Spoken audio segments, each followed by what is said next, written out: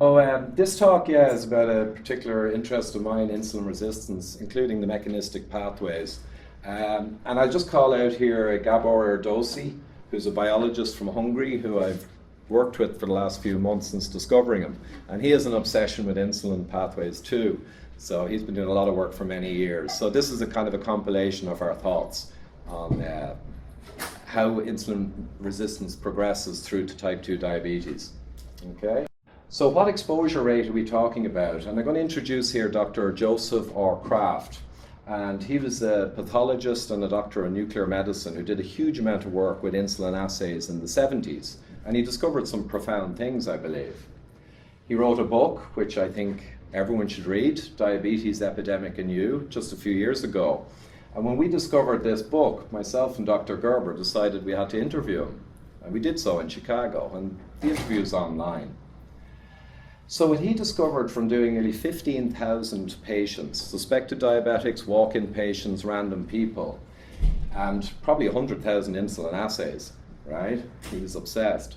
He discovered there was one pattern of insulin response to glucose, which he called euinsulinemia, or non-diabetic. But very few of his patients actually achieved this. And you got a nice low insulin response and a nice tail off. And he discovered when he went through the first 1,000 patterns that 75% of his people had these other type patterns, which he called diabetes in situ, hyperinsulinemia, which essentially to him from his pathology and his research was essentially diabetic physiology. But 90% of these people would pass a blood glucose test, and half of them would pass even an oral glucose tolerance test. So he called this the earliest laboratory diagnosis for diabetes, and I believe he's correct. And just going to a very recent paper now, over 50% of adults in the US have been deemed to be pre-diabetic or diabetic. And I think to myself or Dr. Gerber or Gabor and others, it's all a spectrum. Pre-diabetic, hyperinsulinemic, insulin resistant, full-blown. It's the same kind of thing, which is quite shocking. Over half the population have a dysfunction that drives huge amounts of cardiac disease. And using Kraft's test, you probably see 2/3 of adults would fail. And Kraft said this many years ago: those with cardiovascular disease not identified with diabetes are simply undiagnosed. Now that's a strong statement, and I think he means the vast majority of cardiovascular disease relates to this type of dysfunction. Maybe not all of it, in fairness.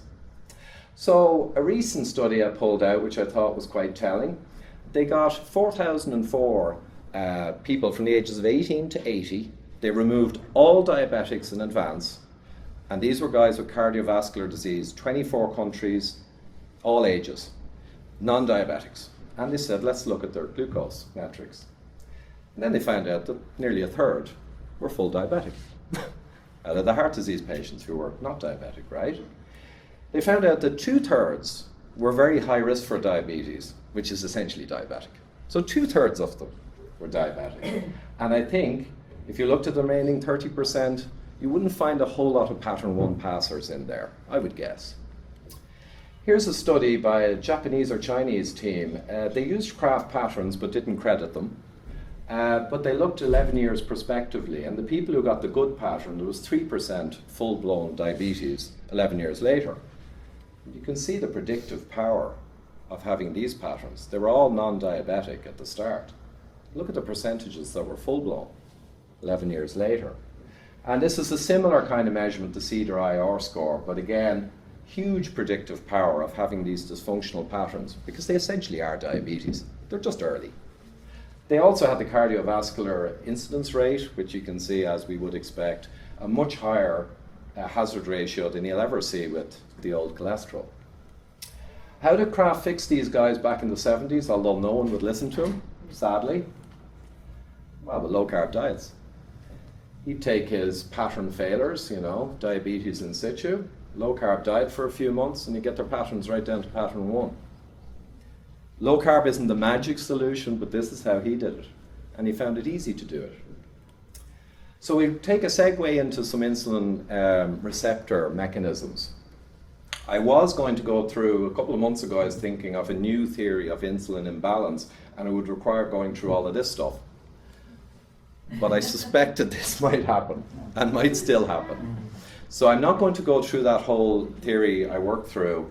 I'm going to go through something slightly different. But I will show the insulin receptor. And when you become insulin resistant, you will tend to be hyperinsulinemic. And some people would say hyperinsulinemia drives the resistance.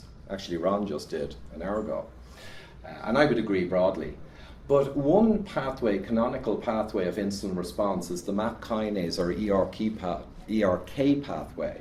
And this is a kind of a cell proliferation pathway, and it's not one you want to push too hard. Sadly, when you're insulin resistant, though, this pathway remains responsive. So you're pushing a lot of processes you don't want. And the pathway that becomes resistant is the second canonical PI3 kinase pathway. And this does a lot of important stuff, but I won't show all the detail. But here's a nice little study, and there are many like it, where they took people who are around 40 years of age, some did with 28-year-olds, matched people for their health characteristics, all healthy, but one group had both parents type 2 diabetic, and one group had no history. But otherwise, their bloods were all good, and they were matched, and they were healthy. And they looked at their insulin receptor activity, and it was actually fine, without and with insulin stimulation. But when they looked at their IRS1, insulin receptor substrate, the guys with the diabetic parents had markedly reduced activity. And likewise for their protein kinase B, a very important effector, and in general, this whole pathway was inherently resistant long before they became ill, just by virtue of their hereditary kind of exposure. And interestingly, the authors of the study had done effectively Kraft patterns without crediting him. And what they didn't realize, though they noted the insulin was higher after a glucose load, what they didn't realize is, quite nicely, all the people with the family history failed the Kraft test at the 2-hour, and all the people with no history passed it. So you can see the usefulness of this without doing the genetic tests. So we'll go into some of the mechanistic pathways now, and I will say in advance, I'm going to be talking a lot about adipose tissue being really important. And for many years, I've seen the liver as the seat of insulin resistance and the most important organ of all, and it really is. But I am going to be talking about adipose as much more important than I realized until the last few months with Ivor. So the adipose tissue falls first in the earliest stages of insulin resistance. And here we see the receptor I showed you a moment ago. And one important response from insulin through the receptor system is to translocate GLUT4 to the cell membrane in the adipose tissue and to bring in glucose. But it doesn't just allow glucose in. The activation of this pathway causes lots of other things to happen. We'll see a few of them. So I was breezing through Hyperinsulinemia Weekly last week, as you do, and I saw an article I did some time back. That's a joke, obviously. So mice murdered with a high-fat diet. So I'm going to show you some mouse experiments, and I'm not crazy about them, but they are important to do things you can't do with humans. And when they say they use a high-fat diet to make the mice hyperinsulinemic and metabolically deranged, you know, is that the diet that Volek or Finney would prescribe? Well, not quite. It's a pile of sugar, junky carb, and lard and soybean oil. So when I show mouse experiments and they say HFF or high-fat feeding, you know what it is. It's standard American diet, supercharged. So I'm going to show the time base, and as engineers we love time bases. What pieces fall first, what dominoes, to tell you what's going on. So it looks a bit complicated, but here we have a few metrics I'll talk about. The white bars are the chow-fed mice, and they stay healthy. So these bars, they don't show over the 12 weeks because they largely don't change. They stay healthy. But the super sad diet-fed mice, at 3 days, the data's not shown, they're hyperinsulinemic and they have adipose insulin resistance. In 3 days. It can happen. Now, there's human studies as well. Within 2 days, you're failing HOMA tests just from overfeeding. So the stuff can happen quickly. At 1 week, interestingly, their adipose tissue glucose take-up collapses. And the control of hepatic glucose production under insulin stimulation is lost. The glucose production can't be dropped. And the glucose infusion rate during the clamp falls off somewhat. Not too much though, because the muscle is still okay. So adipose, liver, muscle still okay. And the whole body glucose disposal is good. At 3 weeks of suffering this onslaught, now the muscle glucose take-up begins to fall off and the muscle becomes insulin resistant, right? And now your glucose infusion rate really collapses and your whole body glucose disposal is gone because most of your glucose is taken up by the muscle, only 5 or 10% in the adipose. The glucose take up in the adipose is more important for systemic signaling, okay? And it goes on like that until at around 12 weeks you've got inflammation, free fatty acid dysregulation, and poor Mousie's gone. So that's the timeline. So why? So let's look at a quick experiment here. They took mice a few years ago, and this has been reproduced, and they knocked out the GLUT4 transport just in the adipose cells. So they checked everywhere else, muscle, all fine. Just adipose, just GLUT4. And they precipitated systemic insulin resistance throughout the whole mouse body, right? And we'll see here that their PI3 kinase pathway greatly suppressed in liver and muscle. So just tweak off the glucose transport just in fat cells and the mouse has gone into systemic resistance. And I'll speed up by not, they also overexpressed in the adipose tissue GLUT4, and they recovered mice who already had no GLUT4 in muscle, who were profoundly insulin resistant. So imagine adipose as being a really big leverage point. The next step, I suppose, is, well, why? When you use your glucose transport pathway, carbohydrate response element binding protein, a transcription factor, is activated. And that relates to de novo lipogenesis and fatty acid creation. And recent teams have been saying, well, this tracks strongly with insulin sensitivity. And they're saying there's a new isoform, beta, which really collapses when you collapse the GLUT transport. So they perceive the CHREBP as mechanistically the next step that causes the problem in the system. So a quick look, adolescents with issues. We all got them, right? So these are guys who've had too much Coke. They looked at a range of adolescents with insulin resistance and glucose intolerance, from guys who weren't too bad through to very bad. And you can see the CHREBP beta collapses increasingly with the more insulin resistant guys, and their de novo lipogenesis in their adipose tissue falls away markedly. They looked at converters. Some of the guys, a half dozen, actually lost weight and regained their glucose tolerance, and you can see how their CHRBP shot back up again, the de novo lipogenesis in the adipose. And guys who stayed the same as a control didn't change. That's kind of interesting.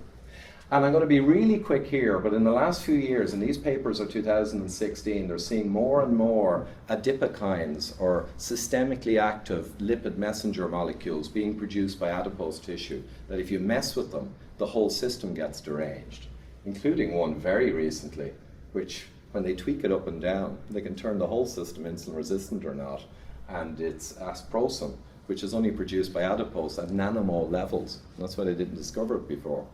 So adipose can do a lot. So really quickly, to run through the sequence graphically, you've got your impaired adipose insulin sensitivity early on.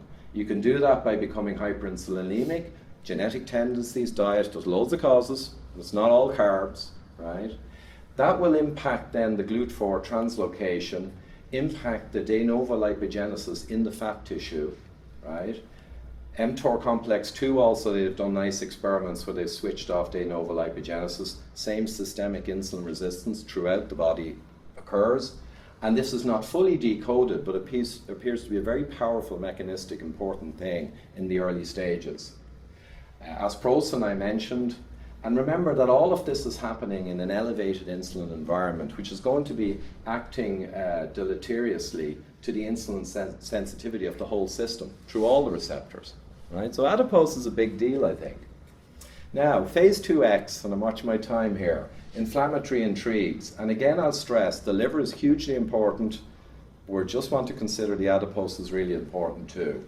Macrophage and inflammatory activators are recruited when you get hypertrophy and the adipose cells begin to get larger than they ought to be.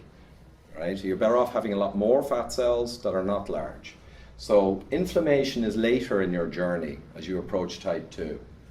I love this twin study from Ivor, and he has around a dozen of these, but I like this one. They got monozygotic twins, pure twins, where one had become heavier and one had stayed slim. It's a perfect compare, right? You say, wow, look at these guys.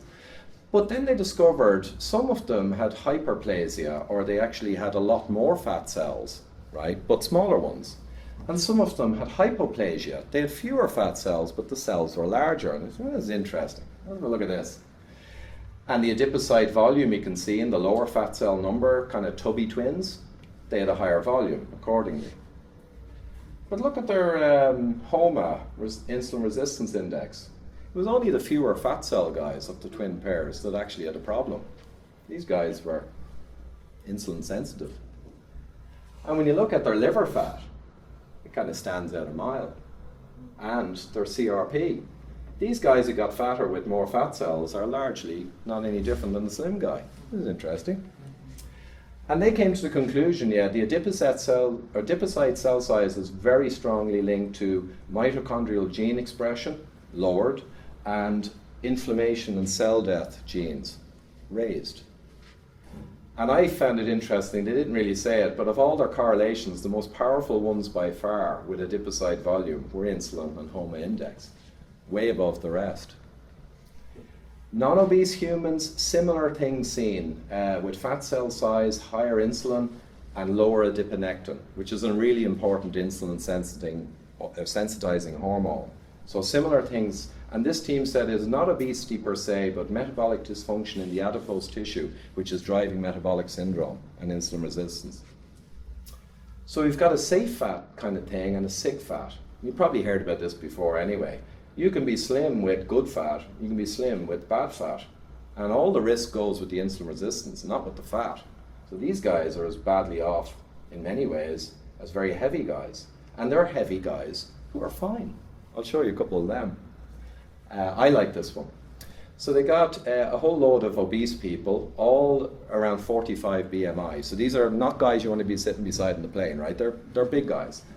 And they're all 45 years old, but they split them out into these unusual insulin-sensitive obese. And you can see their metrics there from their glucose infusion, but through the more common ones. I just left in LDL as a joke. You can see, which it is. So you can see there their metrics. It wouldn't scare any doctor. In fact, you'd be thinking, wow, how are you managing that? But they are. And then you look at the insulin resistant, and they're basically a car crash waiting to happen. Let's look a little closer. Here's a representative picture. I can't say it's very attractive, but it's safe, right? It would appear. Very much outside the muscle wall. And these guys, this is representative, more fat inside and visceral tissue. These micrographs are the same scale, 100 micron. You see the difference in their fat cells? And all this stuff here is macrophage. They are full of macrophage and they're huge fat cells, right? So safe fat, sick fat. When you look at this graph, I really like the way they put it. The insulin sensitive big guys had the same glucose fusion rate as 25 BMI guys. This is the population here in the background. And the insulin resistance heavy guys are right down in the toilet. So they're massively different. And the risk goes with the insulin resistance, not with the fat. I love this one. They got a 98% prediction, which you don't often get, by just using the macrophage percentage in adipose tissue and the serum adiponectin. Just those two values blew away every other metric by a long way, 98%. And you can see the line there, right? So these are really important things. And I won't go through visceral, I'm tight in time. Is that biopsy? Biopsy, I guess, for the macrophage? Oh yeah. These would be, they'd be taken out. It wasn't just, they were doing scans for the amount of fat and all, but biopsy for that. Interleukin-1 beta, out of all of the inflammatory agents or cytokines, the interleukin-1 beta looks to be very important. So you can see here the mice in the high sugar diet, they really blow up their 1 beta, their IL-6 as well, and their tumor necrosis factor alpha. But I thought this experiment was good. They looked at the insulin resistant driven mice, and yeah, they put on a good bit more fat. That's natural. And their livers doubled. Right? So they're profoundly dysfunctional, right? But then they knocked out, oh, sorry, I'm going to skip that one for time. Then they took mice and knocked out just the IL-1 beta functionality out of all of the inflammatory activators in just the adipose. That's all they did. And basically they stopped the progression. With the same bad diet, they were now able to make lots of safe fat, and their livers were okay. Remember, this is tweaking one subcomponent of just adipose. And again, all their fatty acid transport genes were switched back on, overexpressed, and their GLUT4 was now fixed, which I mentioned earlier.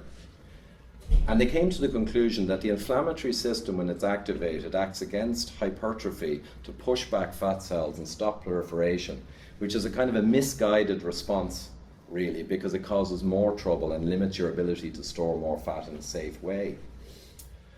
Last slide on this, people who got gastric band, the only thing I'll say is huge activity of IL-1 beta in their white adipose and visceral. And you can see it was the biggest factor that collapsed after the surgery when they lost weight and became functional again. So it really collapsed. So probably a really important one. So graphically for the inflammation cascade, insulin receptor, hypertrophy, tumor necrosis factor alpha, IL-1 beta act against hypertrophy. Tumor necrosis factor alpha, it has many known mechanistic paths to cause further insulin resistance. And these are pretty much established. They both act to drive down PPAR gamma, and that limits adipose cell proliferation, ironically causing you more trouble if you keep eating the bad stuff when you're in this state. TNF alpha drops GLUT4 expression and translocation. Both of these drive lipolysis of triglyceride in the fat cells inappropriately and lower adiponectin. And the fat lipolysis sends free fatty acids and glycerol to the liver and the muscle, where it's going to cause a lot more problems. Adiponectin lower increases skeletal muscular insulin resistance. So you can see a lot of these counter beneficial pathways that occur when you get into the stage, and all in elevated insulin. So nearly the last kind of phase, triglyceride flux failures, and I think you'll like this one. This study, they got people who were lean and people who were heavier, but they purposely brought out people who were heavier whose metrics were not that bad, okay? They're a little higher, but they're nothing scary. Relatively healthy fat people.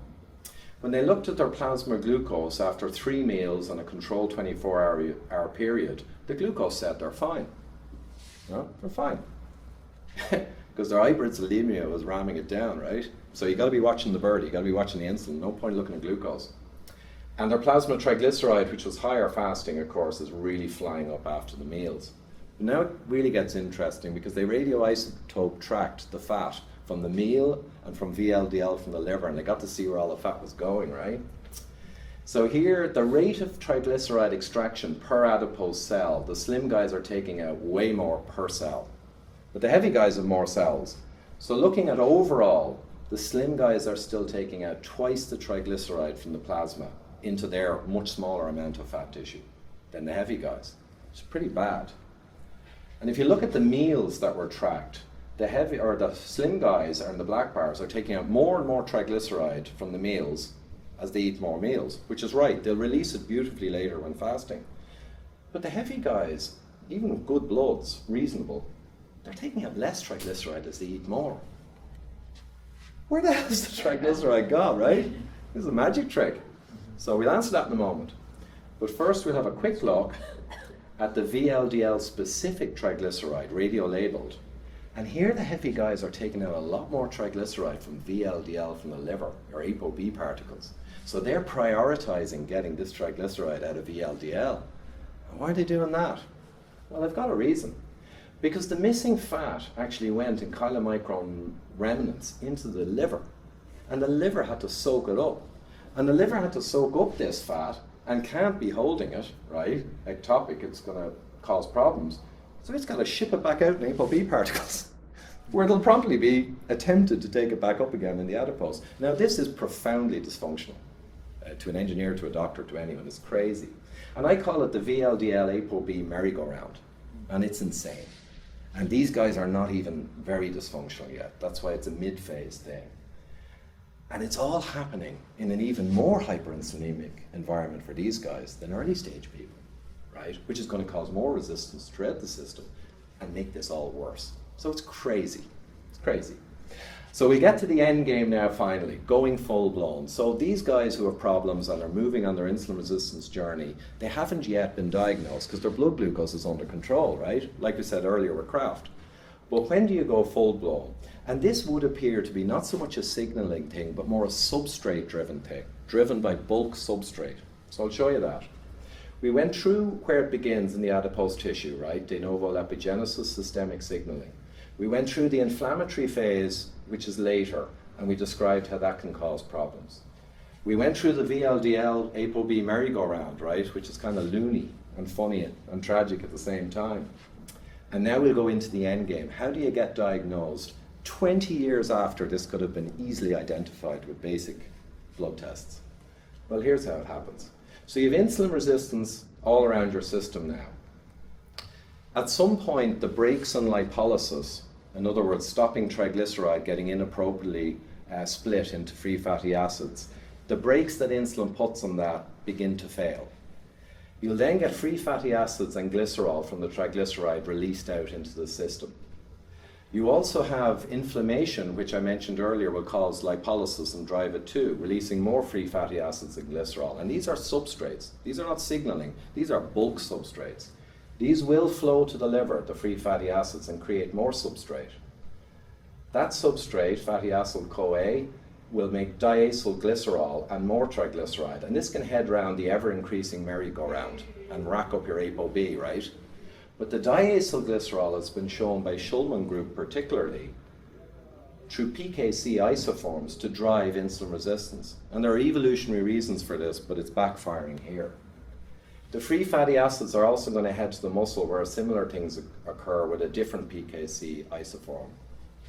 The glycerol is substrate along with this fatty acid substrate through pyruvate carboxylase to drive gluconeogenesis remorselessly through substrate push. And the glycerol is also a substrate for this process. Your insulin resistance in your liver now has lost the plot, so it's not going to be able to put any brakes on gluconeogenesis. You're going to make more glucose. Liver glucose, plasma glucose now begin to go out of control. Even fasting, this flatty flux is driving gluconeogenesis. Glucose can't get in your muscle because this guy's in big trouble and the muscle ain't going to take any of it. Right? So it'll go round and round in its own merry-go-round. The glucose that early in stage couldn't get through GLUT4 can go through GLUT1 when it gets to high concentrations and cause further adipocyte insulin resistance. So you can see where this is going. This is like operating the thrust reverser 40,000 feet. Control systems are absolutely insane. You're going to be in a bath of insulin at this stage, right? You're going to be marinated, as Fung would say. And your pancreas is going to be wearing an insulin helmet, right? And the insulin is toxic to the pancreas, and that's going to begin to drive beta cell dysfunction, and also the ectopic fat, which at this stage is packed for holidays, right? And then it's game over. When the pancreas can no longer stem the flow from the adipose and all the other organs that are full of fat, you then finally, your blood glucose goes out of control. Decades after it should have been highlighted as that this person was going there. So I'm wrapping up now, and could I check on time, please? Sorry. Oh yeah. I hope I have 5 minutes. 5 minutes. Yeah. Ah, cool. And sorry, that was fast, but I just had to get through it. So cholesterol capers, and I'm not going to go into much detail here, but insulin resistance and all of what I've described as a driver versus cholesterol. Okay. You have to start with the bad cholesterol. Until recently it's been replaced. But for 20 years, everyone in the world thought that this was the devil itself. And now we know a lot different. LDLC. So a couple of years ago, actually, Thomas Dayspring, who's a big cholesterol guy, top lipidologist, probably known to many of you, clarified when I badgered him a couple of points. In reality, the majority of heart attacks are due to insulin resistance. Okay, we're agreed on that one. LDL is a near worthless predictor for cardiovascular issues. That's cool too. Wish everyone knew that. That's LDLC, and he does maintain above 200 milligrams per deciliter. It may be problematic, but I mean, that's not many people. You know, remember the Pareto principle. We're talking about the big problem. Here's Helsinki policeman study, and I don't know if people know about this one. It was very good. They did a prospective trial, and they did a very accurate measurement of insulin resistance up front. And I pulled out the 6-year point because into a prospective trial many years into it, people change from the initial measurements. So you can no longer attribute the outcome to the initial measurement. because some people may have got sicker, some people may have got better. So at the 6-year point, they saw that the lowest quintile were 1% of CHD event, major. And the highest quintile was 9%. Now, you won't see HRs of 9 with cholesterol, even with ApoB, right? So I see LDLC, the classic bad cholesterol, in terms of directly driving disease, as kind of a little mouse. And I see insulin resistance and its enormous complexity and damage to so many organ systems as the elephant. Here's one from Revan, Professor Revan, who for 20 years never bothered with LDL because he knew effectively wasn't relevant. He pulled a bunch of middle-aged people, all healthy, below 30 BMI, and he split them into tertiles of insulin resistance with a steady state plasma glucose, very accurate test. Some of the problem with insulin resistance is how accurately it's measured. So 6.5 years later, they followed up. And interestingly, and it's highly statistically significant, even though the numbers weren't huge, the lowest tertile had no disease, no death, and they were happily heading to retirement. The medium tertile had cardiovascular disease, diabetes, cancer, the usual mix of modern chronic diseases, a couple of deaths, not so good. And the highest tertile, 24, 4 deaths. And it kind of, his paper was practically titled this. It's kind of like, wake up, you know, modern age-related diseases. There's a huge amount related to this dysfunction, and maybe not so much cholesterol. So the elephant. I tried to get a load of papers together which had insulin, glucose, and cholesterol, LDLC, all in the same paper so you could compare. And there's not a huge amount of them. Cholesterol guys do cholesterol, insulin do insulin, sort of.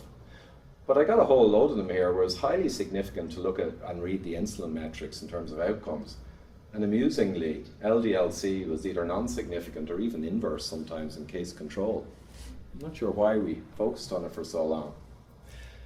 Calcification, the reason I'm showing this is because I believe, and I think it's been proven out to be overwhelmingly the best predictor of all-cause mortality and cardiovascular and a lot of other things, because it sees the disease process physically in your body. It's not a risk factor, not a proxy.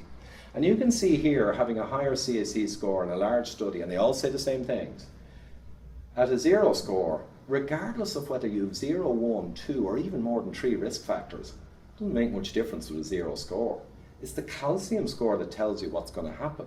The risk factors give you a bit of bingo, a bit of a guess, right? And there's hundreds of thousands of people done in studies in calcification. They always give a 10x risk, up to a 20x risk for high calcification. Here's another one. This is Jeff's one, actually, 2015. A HR of around 36x from low to high calcification. That's an engineering test. Anyway. So why then doesn't LDLC correlate with calcification? It's the ultimate reflector of cardiovascular disease. And this paper in 2009 and a book in 2013 pulled together around 20 papers where you had coronary calcification from EBT and you also had LDLC. It's a blank. It doesn't correlate in any of them. So I knew it anyway, but when I saw this, I said, that's the end of the thing. Even familial hypercholesterolemics, when you have a large range of LDL, within familial hypercholesterolemics, their level of LDL doesn't correlate with their level of disease. Right? Amusing.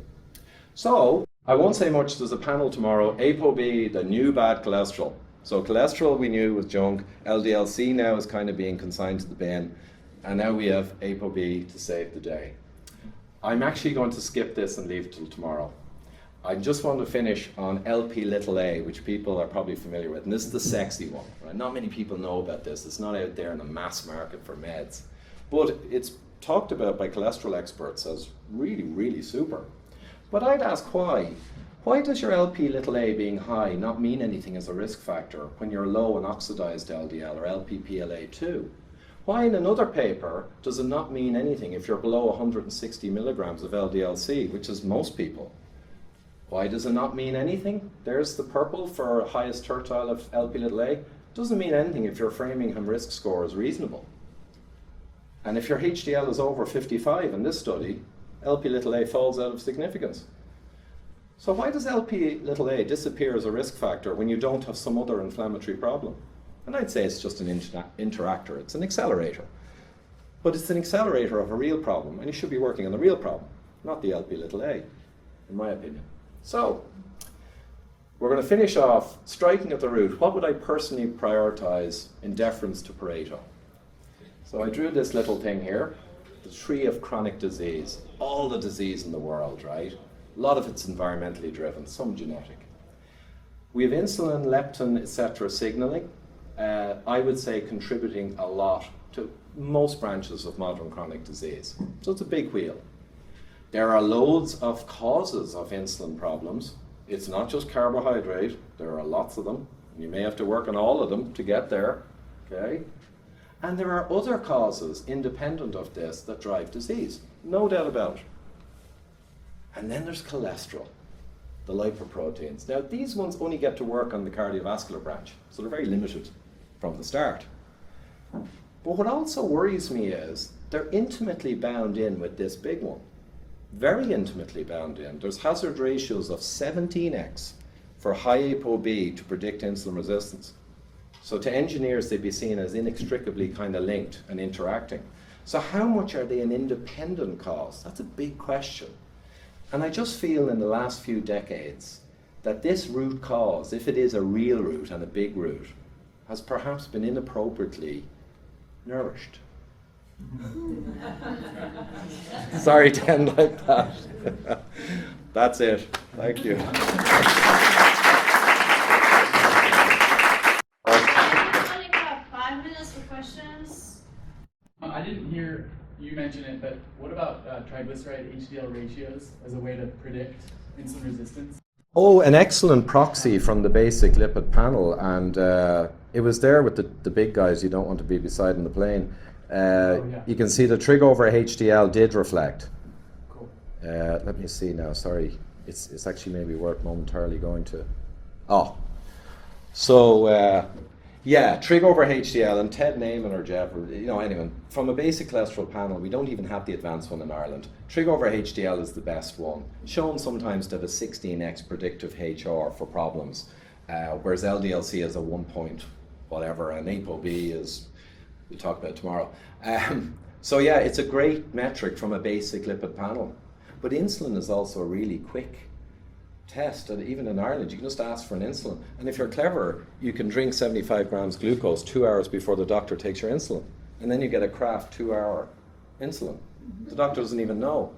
Of course, the doctor gets the result and says, oh my God, I think you're diabetic. You say, that's okay. I don't know, I messed that up. But yeah, but that's a good point. It is probably the best. What do you, from the lipid panel? Standard. Yeah, insulin. Oh yeah, but from the lipid panel, if you've got your classic cholesterol panel. Some HMOs do not let doctors order an insulin and have it covered. It's so crazy here. That is a fact. So you have to make do if you're in an HMO or you have a patient like that and they can't afford it. With markers like that, it's a great surrogate. And I think one of the tragedies of the last 50 years is insulin was a difficult to measure molecule with the radio assays. If insulin was easy to measure as cholesterol 40 years ago, I don't think we would have gone in this crazy roundabout. But it was hard to, and when Kraft was measuring it, he had access to free testing from Pharmacia, and he did hundreds of thousands. If everyone could do that, I don't think we'd be where we are. Triglyceride would be the new statin replacement. Yeah, possibly. I would go the other way. Yeah. Yeah, but the endocrinologists were always at odds with the cardiologists, and Yeah. they never got together. It's ironic that endocrinology is specializing in a particular thing, and yet it appears that many don't grasp some of the basic mechanistic realities. I was talking to Ron earlier about it. It's just extraordinary. But yeah, sorry. So 2 points, if I may. One is, I was looking, you mentioned the coronary artery calcium scoring. And I looked up the recommendations from Choosing Wisely campaign, which I do not know if you guys are familiar with. So basically a recommendation from 2013 was saying, don't know the coronary artery calcium scoring for screening purposes on low risk asymptomatic individuals, except for those with family history of premature coronary artery disease. Yeah. So the 2013, for the first time ever, recommended it for middle risk patients. But you're right, they have not recommended for low. And there's a long history of the coronary calcification test, and there's a lot of politics and things. The Widowmaker movie, 2015, goes through that whole story. So it's interesting. There are many things about coronary calcification that are not desired by certain elements. Yeah. Maybe that's one of them, that it shows up LDL to be a bit of a joke. I don't know, maybe not.